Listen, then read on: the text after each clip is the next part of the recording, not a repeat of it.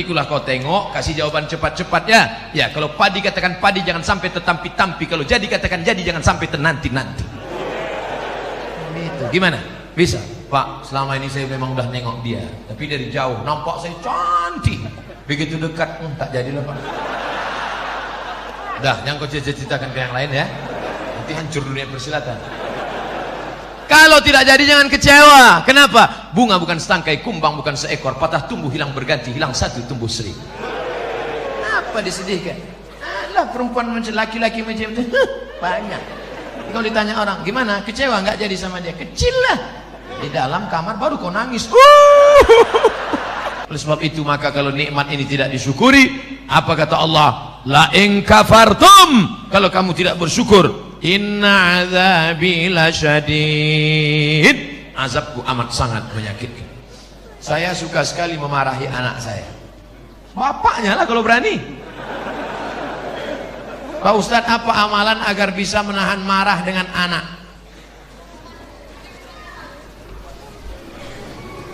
Ada saatnya ibu memang wajib marah.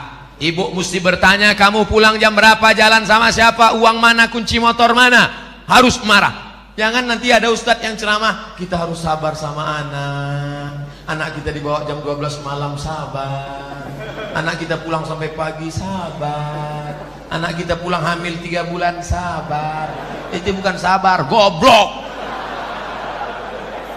Ada saatnya kalian harus marah. Bapak harus marah. Ya ayyuhalladzina amanu, wahai para laki-laki, wahai para suami, qu anfusakum, jaga dirimu, wa ahlikum, jaga istrimu, jaga anak gadismu, naro, dari api neraka jahanam. Ada saatnya marah, tapi ada saatnya lembut. Nak, aku dulu mengazankan engkau waktu kau lahir supaya selamat dari neraka, maka jaga amalan ini. Nak, jadi Islam tidak menghilangkan marah. Islam itu justru mengatur dan menempatkan amarah pada tempatnya. Emangnya Nabi itu tak pernah marah? Nabi marah. La yantayanna, mereka yang sholat di rumah, mereka yang nggak sholat berjamaah, berhenti, jangan ulang lagi. Kalau tetap mereka sholat sendiri-sendiri di kantor, di kamar, di rumah, la uharriqanna alaihim buyutahum, akan kubakar rumah mereka. Lihat, Nabi yang ngomong, kubakar rumah mereka. Kira-kira mungkin nggak ngomong gitu lembut, kubakar rumah mereka, nanti kubakar ya. Emang bakar ayam.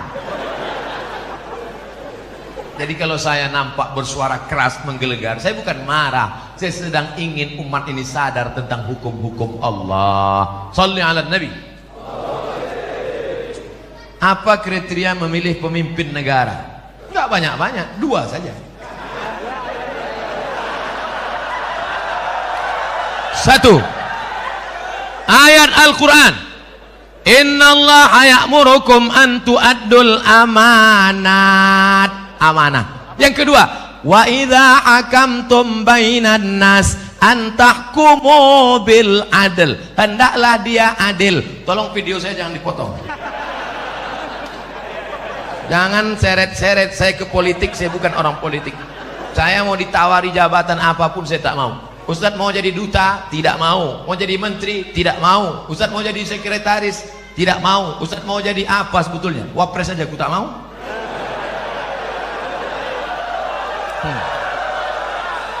Biarkan aku terbang sejauh mata memandang, ceramah ke Bontang. Sampai di hari petang aku akan pulang karena aku tahu di mana letak sarang. Artinya apa? Biarkan Ustadz Somad jadi Ustadz saja, supaya mulut dia lantang bicara sesuka hati dan mengikut kehendak Allah. Sifat pemimpin itu kata Allah, wa idza hakamtum innallaha ya'murukum an tu'addul amanat, amanah. Yang kedua, wa idza hakamtum bainan nas an tahkumu bil adl, orangnya amanah dan adil. Kalau dia menghukum bagi rata, kalau di sini dihukum, hukum juga di sini. Kalau ini salah, ini juga salah. Itu takbir. Shalli ala Nabi. Pernahkah Abdul Somad menyebut partai, menyebut orang, menyebut angka, menyebut? Tidak pernah. Sampai hari ini tidak pernah. Wahai orang-orang yang ingin mencari-cari kesalahan Abdul Somad, capek kalian nonton video itu, nggak akan ketemu. Paling-paling kalaupun mau kalian cari-cari, paling-paling kalian dapat hidayah mendengar ceramah itu. Diputar pagi petang, kapan dia salah, kapan dia salah. Ya nggak ketemu. Emang ini Ustaz kaleng-kaleng?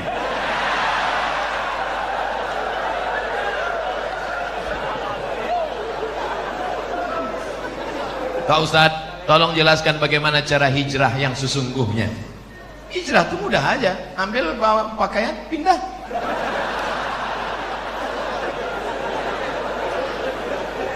Itu hijrah tempat. Hijrah yang sesungguhnya itu apa? Wal muhajir man hajara ma nahallahu an. Orang yang hijrah adalah orang yang meninggalkan semua yang dilarang Allah Subhanahu wa taala. Alhamdulillah Ustaz, kami sudah hijrah. Apa namanya? Biker hijrah. Itu kemarin masih bonceng cewek. Ini pacaran syariah, Bos. Boleh, nggak ada. Anak-anak muda, para bikers, anak-anak muda, kalau kalian betul-betul hijrah, ambil HP, buka, cari namanya, delete, buanglah mantan pada tempatnya. Jangan lagi masih berteman, malam-malam masih bangun, yang tahajud ya. Ngapain kau bangunkan dia? Mak dia kan ada di dapur. Macam anak yatim piatu aja. Oleh sebab itu hijrah ini total. Hijrah aqidah Ahlus Sunnah wal Jamaah, la ilaha.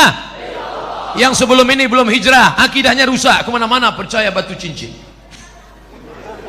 Maka setelah itu dia buang itu semua. Dia sudah akidah Ahlus Sunnah. Yang selama ini masih percaya lagi, keris kecil dimasukkan ke dompet. Rupanya salah, patah, tertusuk. Yang masih percaya lagi dengan macam-macam mantra-mantra, wangsit-wangsit. Suaminya nggak patuh, dikumpulkan rambut, tai telinga, tai hidung, tai segala tai, dikumpul, dibakar, masuk kopi. Akhirnya suaminya minum. Suami pun patuh macam lembu cucuk hidung. Mas, adik mau pergi arisan, tolong pel lantai, masa anak-anak urus mandikan, ndak apa-apa. Kalau sampai kau buat lakimu seperti itu, neraka jahanam tempatmu, Bu. Karena kau sudah pakai dukun, pakai santet. Ustadz Somad nuduh perempuan aja. Oke, kita balik, laki-laki pula yang menyantet perempuan. Saya Ustadz baru tahu bahwa saya ini sebenarnya suka sama dia karena dipelet suami saya. Tahunya kapan? Setelah anak 5 lahir.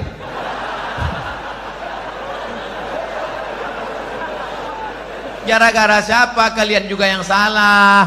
5 tahun yang lalu ketika dia datang mau meminang baik-baik, Adinda nikah sama abang ya. Apa? Jelek miskin? Twih. Akhirnya air ludahmu diambil, dibawanya ke dukun, dijampi-jampi, kau pun siang malam terbayang-bayang, makan tak kenyang, tidur tak lena. Siang malam jadi kenangan, mau makan mie ayam, nampak wajahnya terbayang.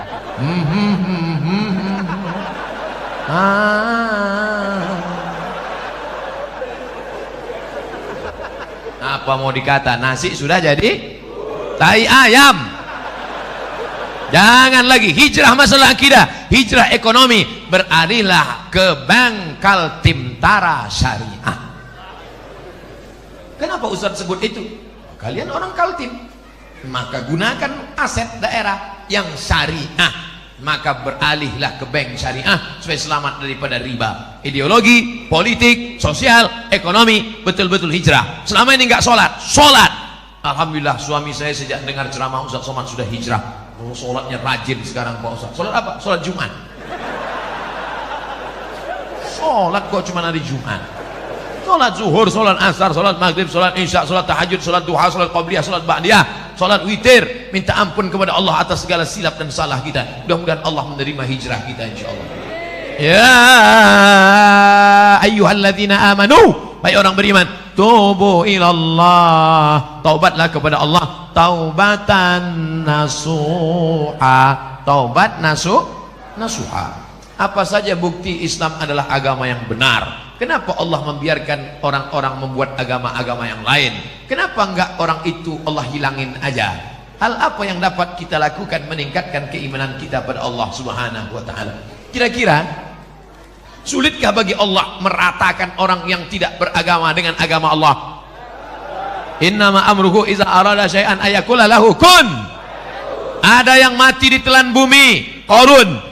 Ada yang mati ditelan Laut Merah, Fir'aun. Ada yang mati karena nyamuk, Namrus yang gagah perkasa, raja yang membakar Nabi Ibrahim, itu matinya cuma karena nyamuk, lupa pakai autan.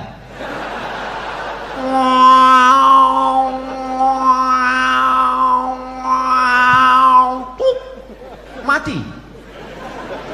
bukan sulit bagi Allah untuk mematikan. Fir'aun yang gagah perkasa membangun piramid, matinya di mana? Matinya cuma tersedak di Laut Merah. Mati.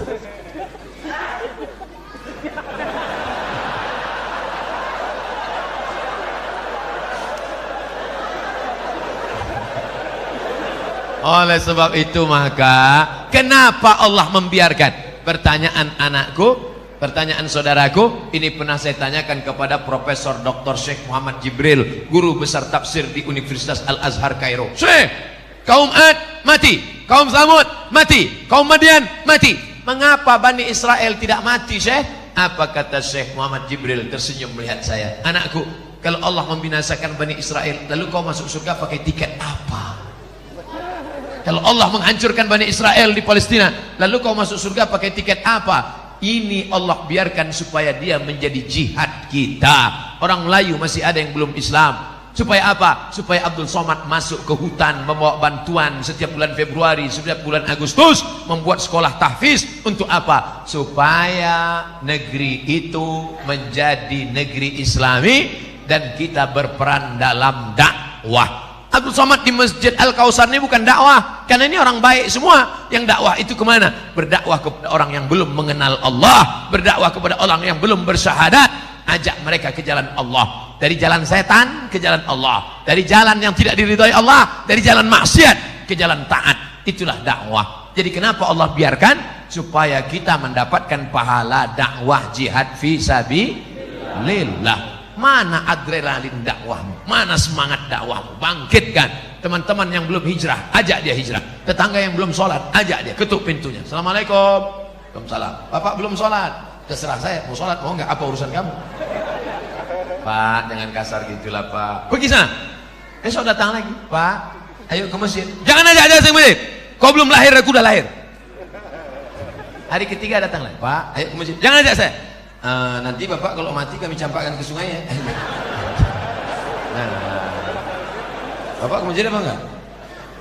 Nah, iyalah, iyalah. Nah, 3 hari aja kena. Saya waktu kecil belum pernah diakikahkan. Akikah itu hari ke-7. Nggak ada duit hari ke-7, hari ke-14. Hari ke-14 nggak mampu, hari 21. 21 nggak mampu, nggak usah tengok kalender, setahun, 2 tahun, 5 tahun, 6 tahun, 7 tahun, 8 tahun. Sekarang umur Bapak berapa? 40 tahun. Belum akikah? Belum. Pulang dari sini beli kambing, masak, saya datang makan semua. Tapi akikah saja, jangan cukur rambut. Jangan ganti nama baru. Jangan minta ayun pakai marhaban. Marhaba Ayanur, disangka yang diayun cucunya, bapaknya. Akikah saja silakan. Boleh akikah setelah dewasa, boleh. Baca buku 37 masalah populer ditulis oleh Abdul Somad LCMA. Apakah lebih utama mengakikahkan diri saya sendiri atau berkurban? Al-kurban lebih utama, karena akikahmu tanggung jawab bapakmu, bukan tanggung jawab dirimu. Dan hukum akikah itu sunat muakkad, tidak wajib. Duitmu berapa? 2,5 juta, kurban saja. Duitmu berapa? 5 juta, 2,5 juta untuk kurban, 2,5 juta untuk akikah. Jangan hitung-hitung sama Allah, nanti Allah hitung-hitung juga sama ente. Jangan diskon-diskon sama Allah, nanti di diskon Allah napas ente setengah. Apa judul lagunya? Setengah napasku pergi. TBC, asma. Pak Ustadz, maaf, masa lalu saya sangat buruk. Kelihatan dari tulisannya.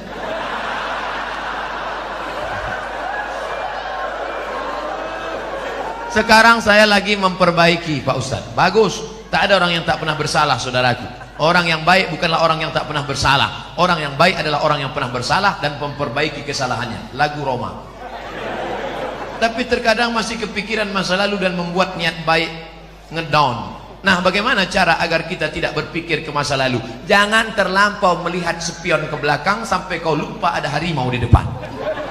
Jangan terlampau melihat masa lalu sampai kau lupa menatap masa depan. Kalau perlu kau buang spionnya, campakkan, nengok ke depan aja. Maka tatap masa depan, Allah mengampuni dosamu, kau bangkit bersemangat. Lalu kemudian Allah akan memberikan keridhaan. Jangan lupa berjamaah dengan jamaah majlis pengajian Badak LNG maupun LNG Badak.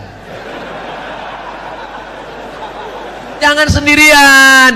Jangan pernah sendirian. Kenapa? Karena serigala hanya akan menerkam kambing yang sendirian, memisahkan diri dari jamaah. Kalau engkau berjamaah, insya Allah, maka jaga jamaah ini agar tetap istiqomah. Amin.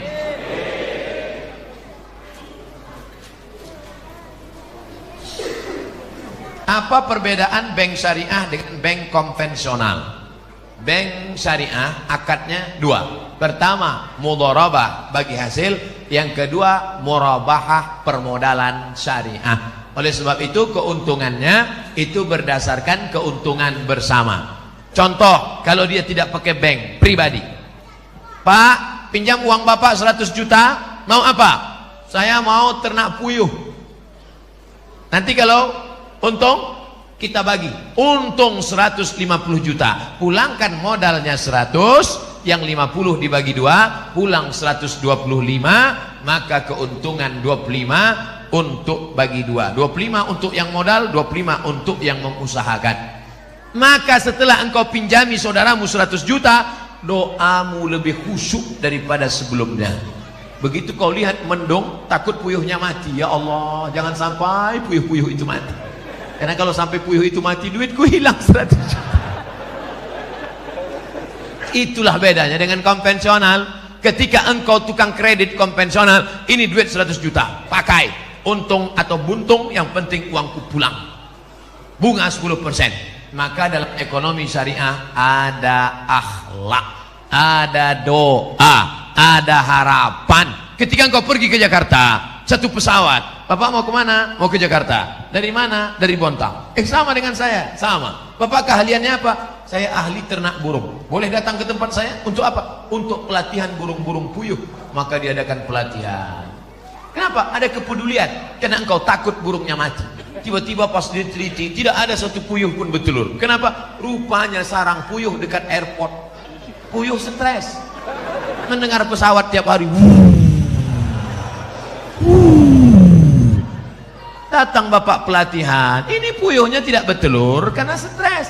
Setiap dia mau berhubungan, nafsunya hilang karena mendengar suara pesawat. Akhirnya dialihkan. Artinya apa? Hidupmu terus terpacu adrenalin untuk bekerja sama, tiap hari mendoakan, dan setiap ketemu kau bersalaman bertanya, Assalamualaikum adik-adik, sehat ya? Sehat ya? Sehat kan? Sehat, sehat.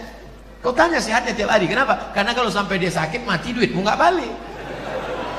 Beda konvensional dengan syariah, ada adab, ada doa, ada pelatihan, ada perhatian, ada kebersamaan, ukhuwah Islamiyah. Jawabannya sudah ada di sini semua. Hebat panitia, luar biasa. Saya puji panitia ini kenapa? Foto saya dibuatnya besar-besar. Kadang-kadang di tempat lain sakit hati kita. Foto yang besar, ketua, sekretaris, bendahara, direktur, bupati, wali kota. Foto kita kecil aja. Tapi di Bontang, Masya Allah, foto direktur nggak ada, foto Pak Wali nggak ada, Pak Wakil Wali nggak ada, foto saya sendiri. Masya Allah, luar biasa. Saya seorang akhwat. Apakah ada amalan-amalan untuk memudahkan jodoh? Sebagai akhwat, bolehkah menjemput bola? Ini akhwat apa pemain bola?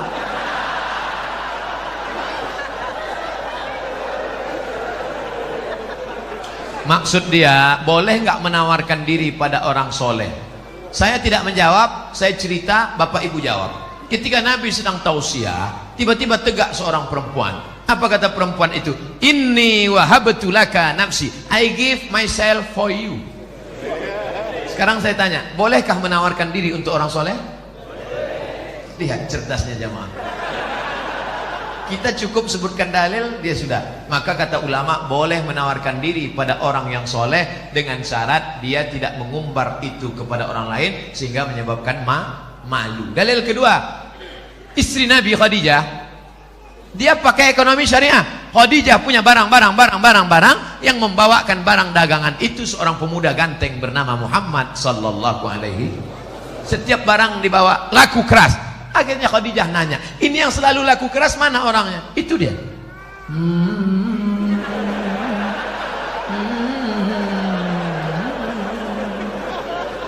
Itu dia. Iya. Siapa namanya? Muhammad. Yang ganteng itu. Iya.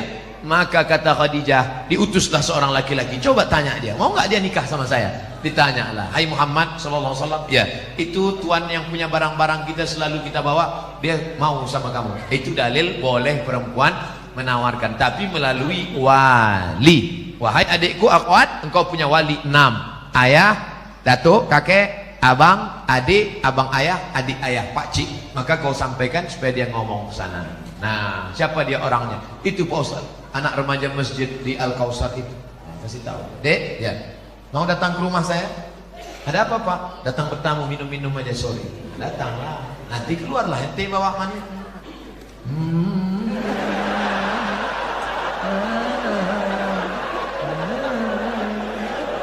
Lalu kau pun minumlah, tengoklah dia. Setelah itu barulah tanya, Dek, ya, tadi waktu di rumah tadi ada minum teh kan? Iya. Gimana nampak yang bawa teh tadi? Saya nggak ngelihat, Pak. Kenapa tak kau tengok? Besok pagi bisa kau datang? Bisa, Pak. Besok datang. Tengok jelas-jelas ya. Aku ngundang kau tujuannya mau nengok keponakanku itu. Bodoh kali kau.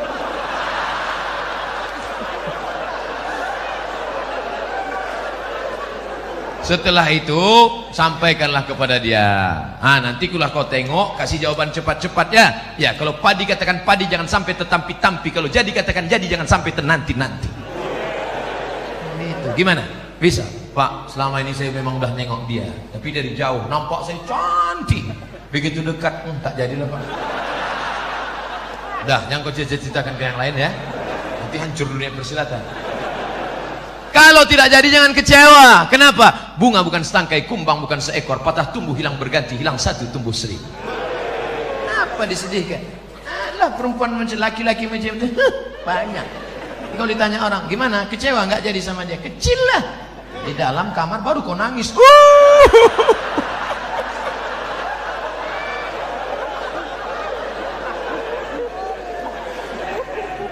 Ini sudah ditetapkan Allah. Ini takdir sudah tertulis di Lauhil Mahfuz bahwa teh kotak ini punya Abdul Somad, bahwa minuman ini punya Abdul Somad. Ini takdir. Aku tahu rezekiku punya aku dan tidak mungkin diambil orang. Betul? Ini punya Abdul Somad, satu pun tidak akan mengambil. Begitu juga dengan jodoh. Jodohmu tak akan mungkin diambil orang. Tapi kau mesti ada ikhtiar dan usaha untuk membuka botolnya, mau masuk. Jangan cuma kau tengok aja, menganga lah. Harus ada usaha. Jangan nanti ditanya, gimana Dek? Saya serahkan sama Allah aja. Kalau memang jodoh nggak akan kemana. Takkan lari gunung dikejar. Di mana gunung nggak lari dikejar? Oleh sebab itu ada ikhtiar. Itulah Ahlus Sunnah wal Jamaah. Harus ada usaha. Mudah-mudahan yang gadis-gadis yang lajang-lajang dipertemukan Allah dengan yang baik-baik. Yang bilang amin itu yang belum nikah. Anak udah 3, amin.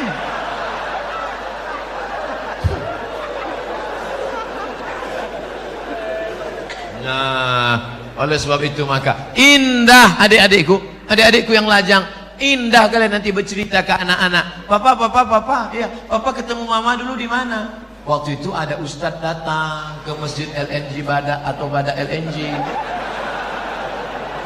masjid Al-Kausar. Nah, terus pas papa mau keluar itu nyari-nyari sendal, mana sendal, tiba-tiba terbentur kepala papa. Tengok depan.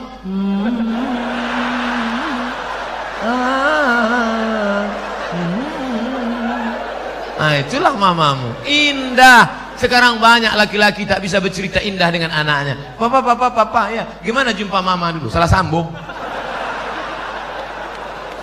Papa, ya, gimana jumpa mama dulu? Ditangkap ansip kami. Waktu itu kami sedang main-main di taman LNG Bada. Habis itu datang security, tangkap, bawa ke Pak Kua, nikah langsung. Terus kok jadi kami? Ya, lama-lama mak kau cantik juga tengok. Aduh. Jika di Bontang sudah ada bank syariah seperti bank muamalat, BSM, Apakah kita masih boleh menabung di bank konvensional? Tidak ada alasan. Besok pulang dari kantor atau pas jam, ambil cuti sebentar 1 jam, izin, ambil tarik, beralihlah ke bank Kaltim-Tara Syariah. Takbir. Ustadz dikasih berapa sama Bank Kaltim-Tara? Tidak pernah jumpa, tidak pernah ada tegur sapa. Tapi saya membawa spirit syariah kemana-mana pun, saya selalu sampaikan itu. Robahlah bank konvensional menjadi bank syariah. Hai bupati, hai wali kota, hai gubernur, amalmu kalau mau tidak putus setelah kematian. Robah bank Kaltim-Tara menjadi bank syariah. Takbir. Mengalir pahalanya, Pak. Memangnya kau jadi bupati, wali kota, gubernur berapa lama? Paling lama 2 periode, itu pun kalau ada yang nyoblos. Paling lama 10 tahun, itu pun kalau tak ditangkap KPK. Habis itu pensiun, stroke, stres, mati. Apa yang kekal abadi? Tuh amalmu. Buatkan perda zakat, keluarkan orang dari konvensional, maka setelah kau mati macam tetesan embun di tengah gurun pasir yang panas. Dulu waktu kau punya jabatan disambut orang pakai baliho, disambut pakai umbul-umbul, dibukakan pintu. Sekarang menengok pun orang tak mau. Akhirnya kau depresi, stres, batuk, mati. Sekarang banyak golongan yang mengaku dirinya yang sesuai dengan Rasulullah Sallallahu Alaihi Wasallam. Bahkan masjidnya pun khusus untuk kelompoknya saja. Padahal di sampingnya ada masjid yang sudah lama dibangun masyarakat. Apakah benar Rasulullah mengajarkan cara beragama seperti ini? Tidak. Kita semua yang bersyahadat mengikut sunnah Rasulullah, kita adalah ahlus sunnah wal jamaah. Kita ini semuanya ahlus sunnah, karena kita mengikut sunnah menutup aurat, kita mengikut sunnah, kita sholat berjamaah, kita mengikut sunnah. Adapun perkara yang remeh-temeh, sepele-sepele, jangan kelahi hanya masalah sepele. Kelahi masalah bulu. Yang sudah punya ada jenggot, lanjutkan jenggotmu panjang. Yang tak ada jenggot, beli itu obat gosok-gosok. Jangan kelahi masalah bulu. Ini yang gak suka jenggot, ngejek yang jenggot. Aku nengok kau berjenggot macam kambing. Tentu yang berjenggot sakit hati. Aku berjenggot kambing, ya. Kau tak berjenggot anjing. Berkelahi kambing sama anjing. Ini kan masalah sepele. Masalah Islam mengatur. Oleh sebab itu jangan kelahi. Kelahi hanya masalah kaki celana. Yang udah motong kaki celana, ya nggak apa-apa. Jangan disambung lagi ke bawah.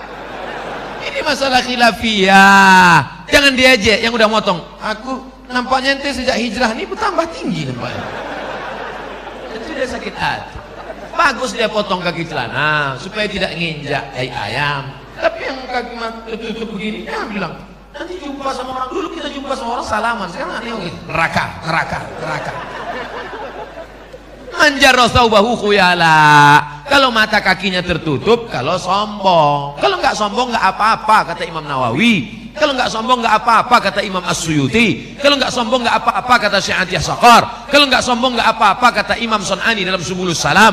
Kalau nggak sombong nggak apa-apa, kata Imam Syaukani dalam Nailul Autar. Kalau nggak sombong nggak apa-apa, kata Syekh Yusuf Qardawi dalam kitab Mafahim Kaifa Nata'amal Ma'as Sunnah. Oleh sebab itu ini masalah khilafiyah, masalah usolli, masalah enggak usolli fardal asli. Yang satu enggak pakai usolli, akhirnya kelahi. Antara usolli enggak usolli kelahi. Yang ketawa siapa? Yang enggak ke masjid. Kenapa mereka di Masjid Al-Kausar kelahi? Gara-gara usolli. Untung kita enggak ke masjid.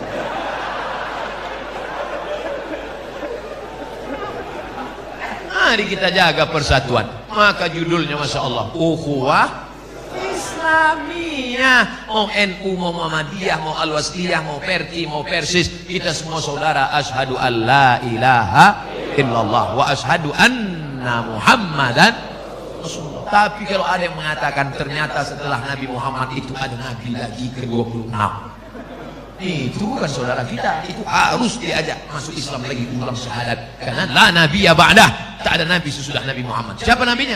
Ahmad. Ini dia. Ya'ti mim ba'dismuhu Ahmad. Ini nabi yang terakhir, Ahmad. Oh, jadi kalau namanya ada dalam Quran berarti dia nabi. Iya, berarti ada nabi yang ke-27.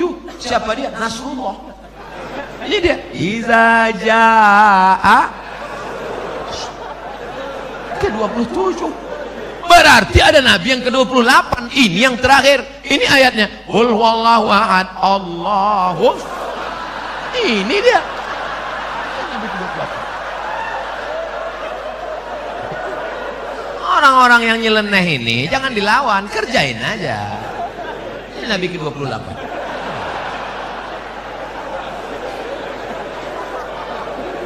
Tolong jangan dipotong videonya. Nanti pengakuan Ustadz Somad dibontang. Nabi ke-28. Ini potong-potong video nih. Makanya tonton video dari awal sampai akhir. Lihat video aslinya. Jangan lupa subscribe.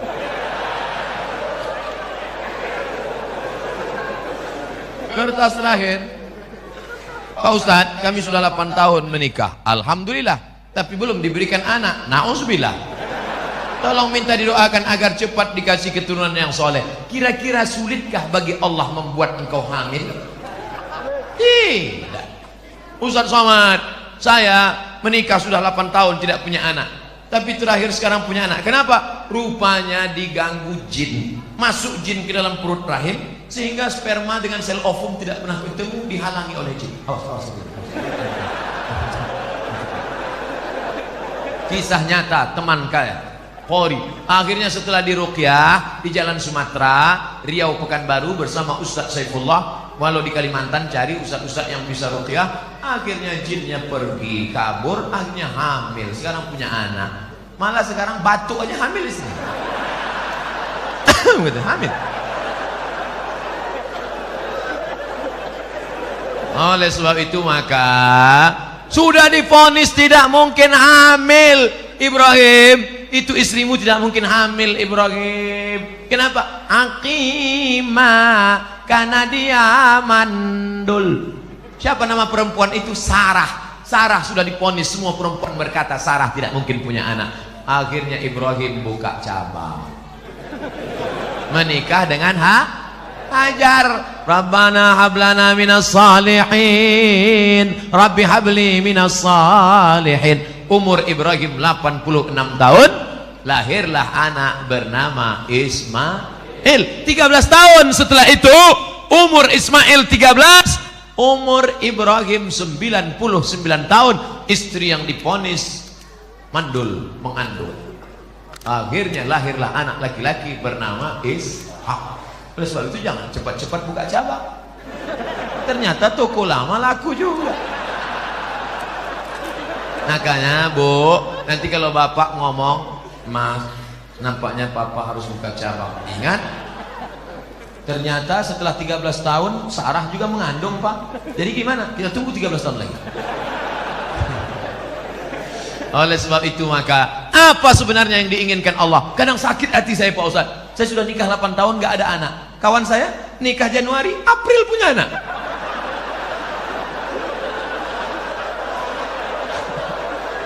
Di mana keadilan Allah Pak Ustadz? Sebenarnya Allah hanya ingin melihat engkau munajat di tengah malam. Usolli sunnatat tahajud 8 rakaat, usolli sunnatal witir 3 rakaat, usolli sunnatal hajat. Hajat ingin punya anak, baca surat Yasin. Selesai baca surat Yasin, Allahumma inni as'aluka bi surat Yasin, Allahumma inni atawassalu ilaika bi jahi Yasin. Ya Allah, berkat surat Yasin ini mudahkanlah aku punya anak. Karena kata Imam Ibnu Hajar, kata Imam Ibnu Katsir dalam tafsir Qur'anil Azim, la tuqra'u fi amrin asirin illa yassarahullah. Kalau dibacakan pada perkara yang susah, susah punya anak, susah sakit, susah paham, maka dimudahkan Allah. Maka baca Yasin tiap malam. Bapak Ibu sholat tahajud usaha. Katanya minum jus apa tuh, jus kacang hijau. Katanya makan korma. Saya tengok jamaah umroh beli korma muda.